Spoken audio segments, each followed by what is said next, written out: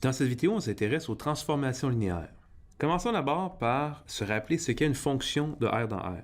En fait, c'est une relation qui associe à chaque nombre réel un autre nombre réel. On utilise les fonctions pour mettre en relation deux ensembles. Donc, par exemple, f de x égale x carré moins 3. On peut avoir plusieurs types de fonctions, comme par exemple ici, une fonction g qui va de R3 dans R. Ça pourrait être tout simplement j de u égale à la norme de u. Donc, à chaque vecteur de R3, on associe un nombre réel, c'est-à-dire sa longueur. On peut avoir plusieurs fonctions différentes, comme ici, de R2 dans R2, qui prend tout simplement un vecteur V et qui l'envoie sur 5 fois le vecteur. Dans cette vidéo, on s'intéresse aux fonctions qui préservent les opérations de base sur les vecteurs. Qu'est-ce qu'on entend par opération de base? Multiplier un vecteur par un scalaire ou additionner deux vecteurs. Donc, t de k fois u et k fois t de u, on aimerait beaucoup que ces deux quantités soient égales. Même chose pour t de u plus v et t de u plus t de v, on voudrait que ces deux quantités soient égales. Ça nous amène donc à la définition d'une transformation linéaire. Donc on dit qu'une fonction t de Rn dans Rm est linéaire si pour tout vecteur u et v de Rn et k qui appartient au réel, t de k fois u égale à k fois t de u et t de u plus v égale à t de u plus t de v. Avant de faire quelques exemples, remarquons qu'on n'est pas obligé d'avoir t qui va de Rn dans Rm, on pourrait avoir Rn et Rm qui sont d'autres ensemble. Donc allons-y tout de suite avec un exemple. On prend ici une transformation t de xy qui est égale à 2x plus y, virgule x moins 3y. Donc cette transformation prend des vecteurs de R2 pour donner d'autres vecteurs de R2. On veut vérifier d'abord, est-ce que t de k fois u égale à k fois t de u? Pour simplifier, prenons le vecteur u de la forme a, virgule b. Calculons t de k fois u. Donc, t de k fois le vecteur ab, on obtient. Quand on remplace dans la transformation, on trouve ensuite, on peut mettre un k en évidence dans chacune des composantes et finalement en dehors du vecteur. Et la partie qui est ici, c'est tout simplement t de a, virgule b. Donc la première partie est vérifiée. Allons-y avec la deuxième. Ici, on va prendre u qui est égal au vecteur AB et v qui va être égal au vecteur CD. Calculons t de a, virgule b plus c, virgule d.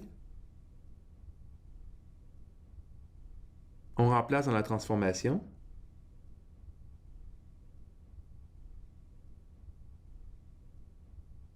Ensuite, on distribue et on regroupe.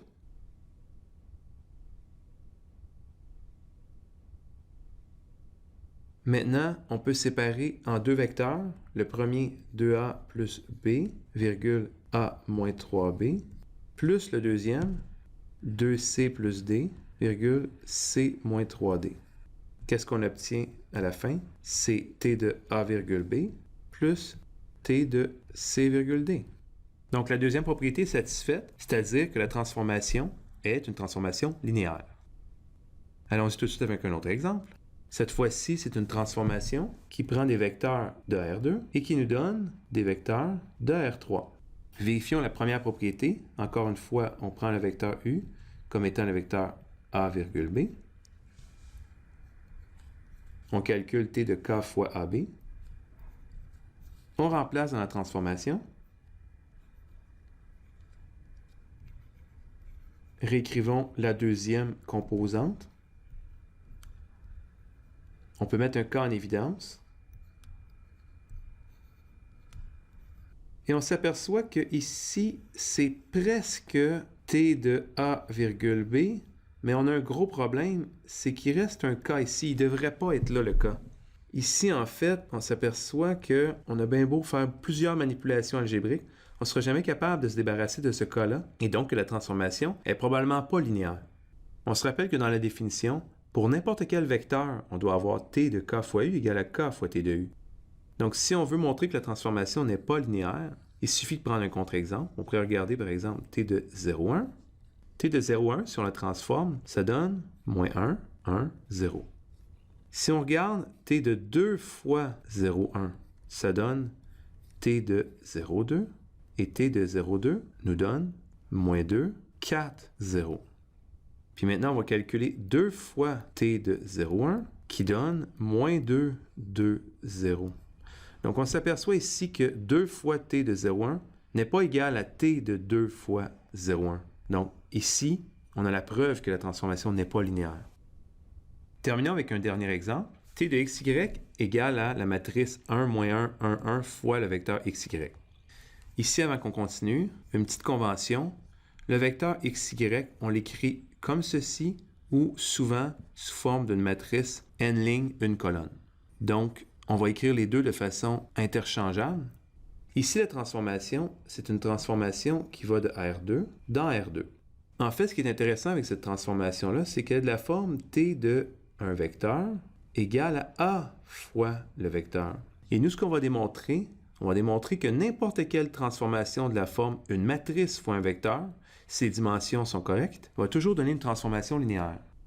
Donc ici, on veut vérifier que t de k fois u donne bel et bien k fois t de u. Ici, on obtient a fois ku. Et par les propriétés matricielles, on trouve k fois au qui donne k fois t de u.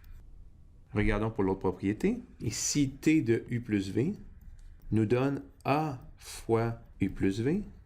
Et encore une fois, par les propriétés matricielles, au plus av qui nous donne t de u plus t de v. En terminant, j'aimerais regarder avec vous plus en détail cette transformation. On va juste regarder qu'est-ce qui arrive lorsqu'on fait la transformation appliquée sur le vecteur 1, 1.